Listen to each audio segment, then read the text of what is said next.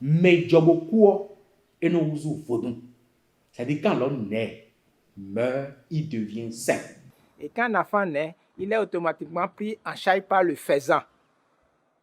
Le faisan qui lui enseigne ce qu'il attend dans cette vie-ci. Avec le Medjo, nous sortons, nous rentrons dans la vie. Avec le Mekou, nous nous retirons de la vie.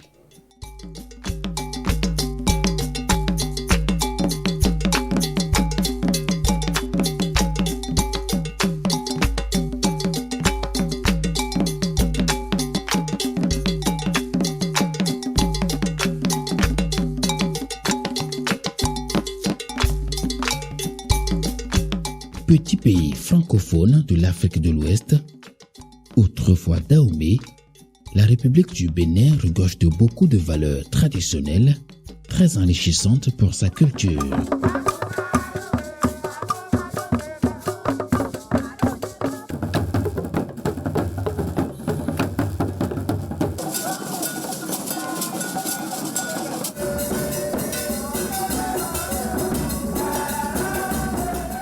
À l'opposé du calendrier grégorien, le Bénin possède son propre calendrier dénommé en langue fon Fécamp. Les semaines contenues dans ce dernier sont appelées faisans, c'est-à-dire les jours de la géomancie divinatoire Fa. Calendrier des religions endogènes au Bénin, au jour du Fa, le faisan est élaboré en rapport avec le cycle lunaire et des réalités du Fa qui lui-même est une science divinatoire utilisée jadis par les ancêtres et les rois du Dahomey et dont l'usage est quasi quotidien. Initialement utilisé par les Sémites, c'est-à-dire les pères des Arabes, le Fa a gagné le monde à la faveur des migrations et s'est retrouvé à Oyo au Nigeria, d'où il a transité pour le Bénin. Le faisan est pour la culture béninoise ce que représente la semaine pour les chrétiens catholiques, et ceci selon le calendrier grégorien. En effet, le calendrier grégorien est subdivisé en 12 mois. Le mois à son tour est subdivisé en semaines et pour finir, chaque semaine contient 7 jours.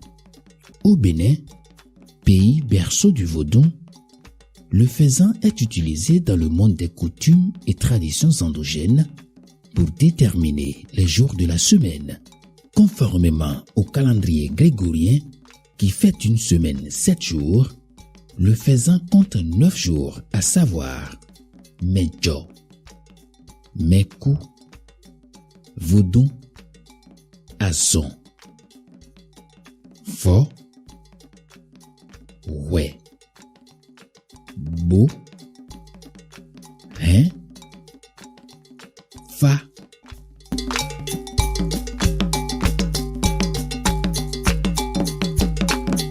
Selon les recherches, les 7 jours de la semaine auraient été constitués en s'appuyant sur les noms de 7 planètes. La Lune aurait donné naissance à lundi, Mars à mardi, Mercure pour le mercredi, Jupiter pour le jeudi, Vénus pour le vendredi, Saturne pour le samedi, et pour finir, le Soleil pour le dimanche. En ce qui concerne les 9 jours du faisan, ils auraient été choisis compte tenu de l'apparition ou non de la Lune. Il y a aussi les expériences vécues et le Fa. Si les jours de la semaine du calendrier grégorien sont au nombre de 7, ceux du faisan sont au nombre de 9. Comment en est-on arrivé là? Pourquoi 9 jours et non 7 comme le calendrier grégorien? Que cache alors le mystère du chiffre 9? Il y a plusieurs cycles, parce qu'il faut qu'on vous le rappelle, il y a plusieurs cycles. Il y a le cycle de 7, il y a le cycle de 9, il y a le cycle de 12 aussi. 7, les 7 jours de la semaine. 12, les 12 mois de l'année. Et vous avez aussi le 9, qui est en réalité le cycle mystique invisible qu'on ne voit pas. Mais celui qui sait bien observer verra que tous les 9 jours, l'homme se renouvelle, la nature se renouvelle, l'homme renaît. Et il suffit de suivre. À 9 ans, nous renaissons. Mais dans un autre système d'élévation ou de chute. À 18 ans, le phénomène se répète, mais toujours suivant ce que nous appelons la dette karmique. C'est le chiffre de la limitation. C'est là où tout s'arrête. Tout s'arrête au chiffre 9. C'est pour ça qu'on l'appelle généralement le chiffre de la limitation, parce que quand vous prenez 9 et que vous multipliez par n'importe quel chiffre, ça donne toujours 9 quand on fait la réduction théosophique. Alors que pour les autres chiffres, ce n'est pas le même cas. 9 parce que vous savez, le Fa évolue en trilogie. En trilogie à partir de son moi intérieur qui reflète son nom sacré. Donc, en fait, le 9 dit que vous êtes arrivé à la fin d'un cycle d'utilisation de l'énergie première, d'accord? Et maintenant, vous êtes en train de passer à une autre étape. Le 9, c'est Gouda. Et Gouda, vous avez gère tout ce qui a trait à votre goût, c'est-à-dire le faire, la transformation, l'énergie industrialisée ou d'industrialisation. Vous comprenez un peu? Donc, toute la société se recycle. La nature, les minéraux, les végétaux, les animaux, tout cela subissent donc cette transformation. Et vous comprenez aussi que la grossesse dure 9 mois. Vous comprenez? Après 9 mois, donc l'enfant naît. Et quand l'enfant naît, il est automatiquement pris en charge par le faisan. Le faisan qui lui enseigne ce qu'il attend dans cette vie-ci et donc les armes que la société met à sa disposition. Mais le 9 n'est pas pour n'importe qui. C'est d'abord le nombre des Bokono, des métaphysiciens, des grands prêtres, grands mystiques, de ceux qui ont des liens avec le monde invisible, les hiérarchies supérieures comme les hiérarchies inférieures. Quand on dit inférieure, c'est-à-dire le monde des démons comme le monde des anges. Toute l'existence humaine est basée sur une logique scientifique. Le faisan ne se dérobe pas à cette tradition. Ainsi, les 9 jours ont été établis suivant une trilogie bien définie. Chacune d'elles correspond à un cycle. Suivant cette logique, nous pouvons distinguer 3 cycles, à savoir le cycle de la réincarnation, celui du jugement et enfin celui du recommencement ou du renouvellement. Commençons par la première trilogie, le cycle de la réincarnation. Dans ce cycle, nous avons Medjo, Mekou et Vodou. Medjo étant la naissance, Mekou la mort et Vodou la sainteté. Medjo Bokuo et nous Vodou. C'est-à-dire quand l'homme naît, meurt, il devient saint. C'est ça qui fait que nos aînés canonisent systématiquement tous les défunts qui sont dignes de recevoir les reliques métalliques de la sainte. Quand on parle de la canonisation, ce n'est rien d'autre que ce que les autres aussi font. C'est donner force, vie et vitalité à un défunt. Donc ça veut dire qu'on connaît celui qui l'a Djo, celui qui en fait est le gouverneur de son cycle de naissance. D'accord? Et donc à partir du Medjo, avec le recours au Fa, on sait quelles sont les conditions de l'éducation et ce qu'il va devenir. Et donc les conditions de l'éducation pour favoriser ce qu'il est venu faire dans cette vie-ci. L'entrée dans la vie. Nous sommes venus avec un potentiel à dérouler comme destin. Nous devons en prendre conscience. Le 2, c'est le Mekou. Ça veut dire quoi? Quel que soit ce que nous sommes, chacun de nous mourra. Et nous devons savoir cela. Et le Mekou est lié au nombre 2 dans le calendrier lunaire pour nous dire que le moment est venu de retourner là où nous sommes venus. D'où la loi de la réincarnation. Mais le 3 nous instruit que l'homme qui meurt pour le Daomien devient sacrés. D'où le Wendo, d'où les Assailles, d'où les membres de nos ancêtres. Alors, la première trilogie, qui est le cycle de la réincarnation, stipule que l'homme naît et qu'après sa naissance, il doit mourir, puis devenir par la suite un saint. La deuxième trilogie, le cycle du jugement, elle est constituée de Azon, Fo et Houé. Mais Jason, mina savant. Vo, c'est les sacrifices. Les sacrifices dont on parle, ce n'est pas les sacrifices que nous exécutons, mais les sacrifices que l'individu a consentis. Toutes les peines qu'il s'est données pour faire du bien sur la terre. Et après, Le 4 nous rappelle que l'homme qui est né avec des maladies, que chacun de nous doit prendre conscience. Le 5 nous dit que il y a possibilité de palliation. Il y a possibilité que les choses dangereuses, les choses négatives, les épreuves potentielles avec lesquelles nous sommes venus, il y a possibilité de les transférer, de les dissoudre. Le 6 nous avertit que la loi du karma existe. Mais donc, donc chacun de nous est venu avec des dettes karmiques. Le cycle du jugement est la suite logique du premier.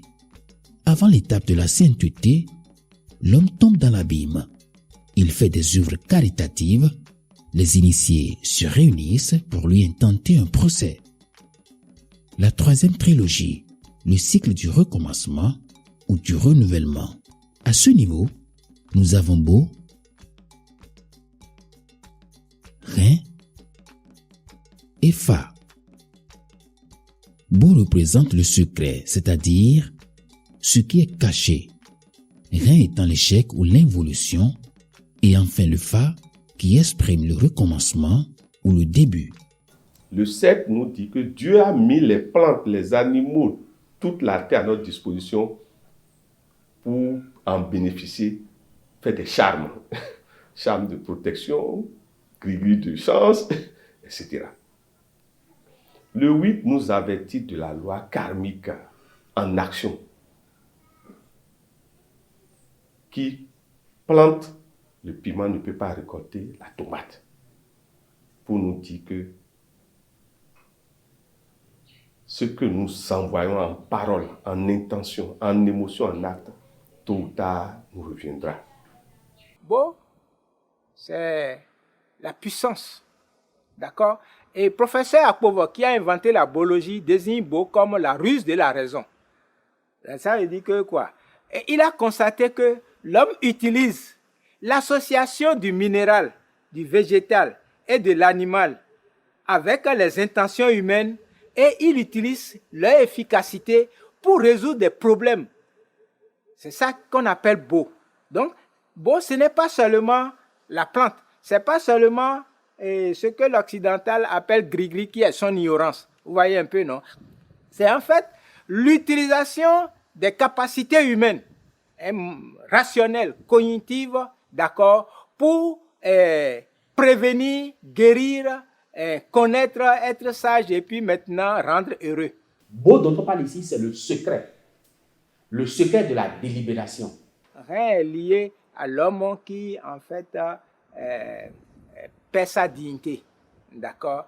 L'homme qui est déshonoré, vous voyez un peu, c'est ça. Hein? Et donc, on prépare déjà l'individu à ne pas avoir honte de ce qui est, de ce qui lui arrive, d'accord? Et déjà, vous avez tout ce qu'on a cité là, Fa, Bo, Vodou là, lui permet de faire face au rein. Maintenant, le 9, c'est toute la clé de l'existence du calendrier lunaire. Possibilité de fouiller dans le futur, de repartir dans le passé pour savoir quelles sont les fautes commises, quelles sont les causes des événements que nous vivons dans le présent. Et en plus, comment pallier. Fa, c'est le juste milieu, d'accord? Et ici, qui est une matrice que le Favi a à sa disposition, d'accord, et qui contient les 16 dougans, hein, les 16 dougans principaux, d'accord, qui lui permettent donc de se sortir de toute situation, parce que quand il a un seul problème, il a 256 solutions.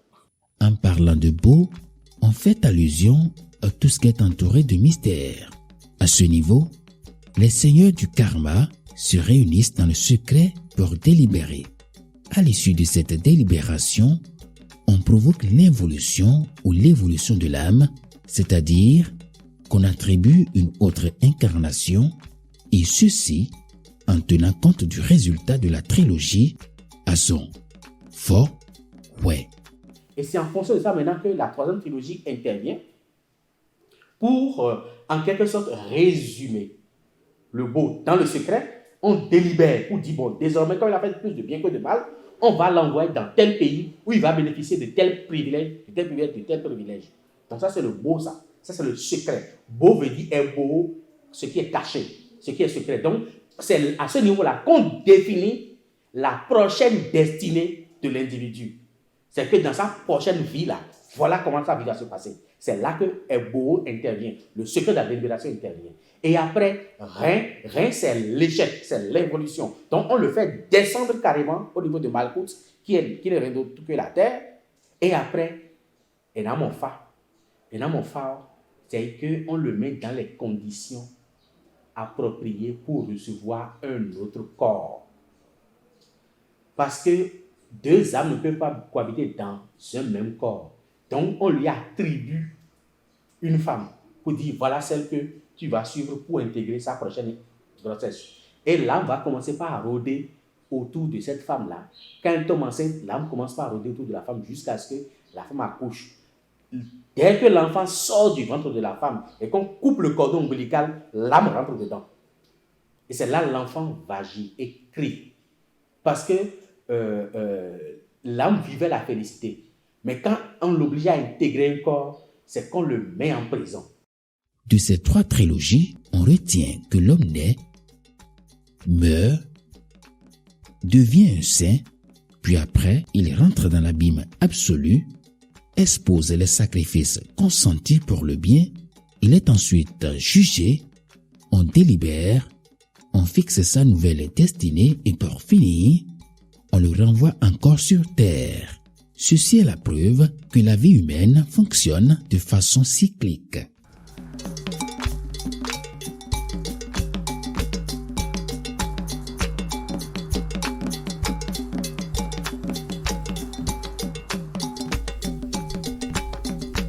Les 9 jours du faisan se suivent mais ne se ressemblent guère. En observant la nature et le déroulement de certains événements, les adeptes des religions endogènes sont parvenus à la conclusion selon laquelle ces 9 jours ne sont pas toujours des jours propices pour entreprendre ou faire certaines cérémonies. Ils en sont arrivés à les classifier en 2 grandes catégories, à savoir la catégorie des jours favorables et celle des jours défavorables. Comme jours favorables, il y en a 5 sur les 9. Nous avons Medjo, Vodun, Vo, Bo et Fa. Quant à Menkou, Azon, Ouais, Rein, ils sont considérés comme des jours défavorables. Cette croyance des religions endogènes, selon laquelle tous les jours ne seraient pas favorables, n'est pas partagée par les chrétiens catholiques. Pour eux, Dieu le Tout-Puissant, créateur du ciel et de la terre, ne saurait créer des jours qualifiés de défavorables pour ses enfants. Tous les jours que Dieu a fait est un jour favorable pour le chrétien catholique. Simplement parce que c'est Dieu qui donne ce jour.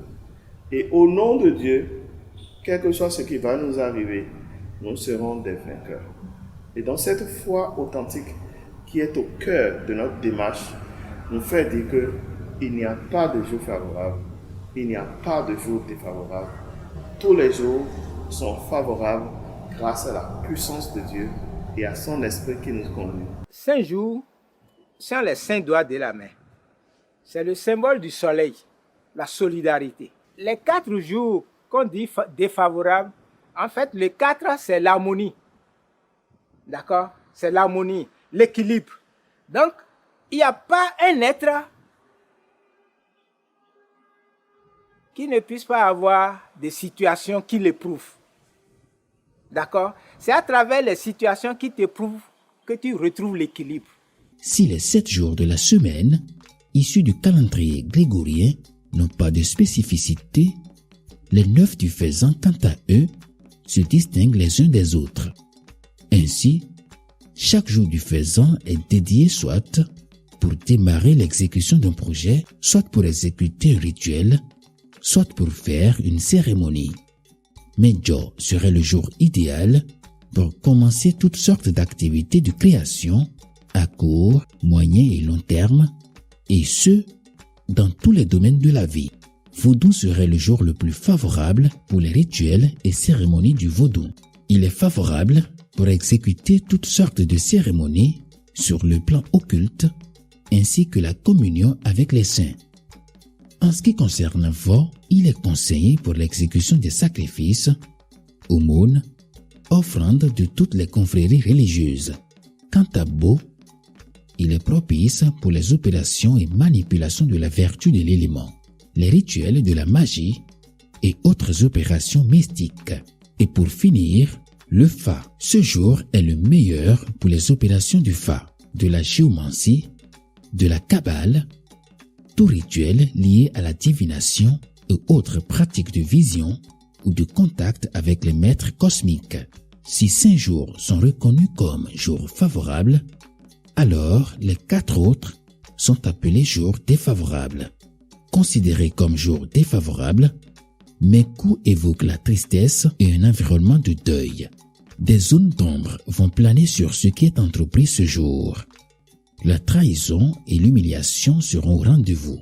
En ce qui concerne Azon, il est le symbole de la maladie. Si vous démarrez une activité ce jour, vous avez toutes les chances de rencontrer des difficultés sanitaires durant tout votre parcours. Quant à Rouet, il est le symbole du procès. Toute activité démarrée ce jour pourrait vous conduire devant les tribunaux. Enfin, on a Rein, qui est l'échec, le déboire. Un projet débuté au jour de Rein pourrait connaître une suspension brutale ou une fin subite. Contrairement au calendrier grégorien, le Faisan, calendrier d'inspiration cultuelle, expose des particularités liées à l'ordre métaphysique, un regard du monde qui va au-delà des perceptions scientifiques ou ordinaires. On est tenté de dire que le Faisan est une véritable boussole et pas un simple calendrier. Connaître d'avance l'issue favorable ou défavorable de tout ce qu'on voudrait entreprendre dans les domaines de la vie quotidienne a été et sera pendant longtemps encore le facteur déterminant d'un nombre considérable de décisions humaines, des plus banales aux plus importantes et au sein de toutes les races.